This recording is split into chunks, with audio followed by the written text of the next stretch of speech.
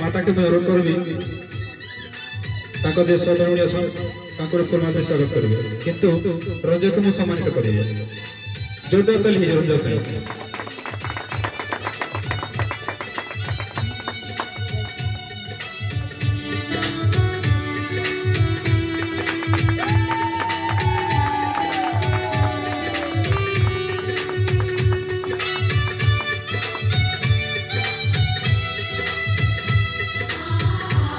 hello hello किछि परिवर्तन पाई छै बिल्कुल परिवर्तन है छे आमे जते बेले बाहर नहीं थिलु नडिया गुट अगरबत्ती नै कि मंदिर जाउथिलु मन इच्छा जहा न मांगले भी आमे सुखरे रहउथिलु जते बेले बाहागर हला परे हमर बुझामणा सब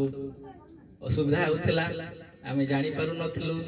तापरे बुझामणा असुविधा हेबारु आमे खबर पाइलु आमर जे गुरु अच्छन से माने आमर निजर दीदी रो सांगे पड़ुतले मोर दीदी कहला कि जा सेठी तुमर असुविधा होछि जा सेठी जाई के आसबो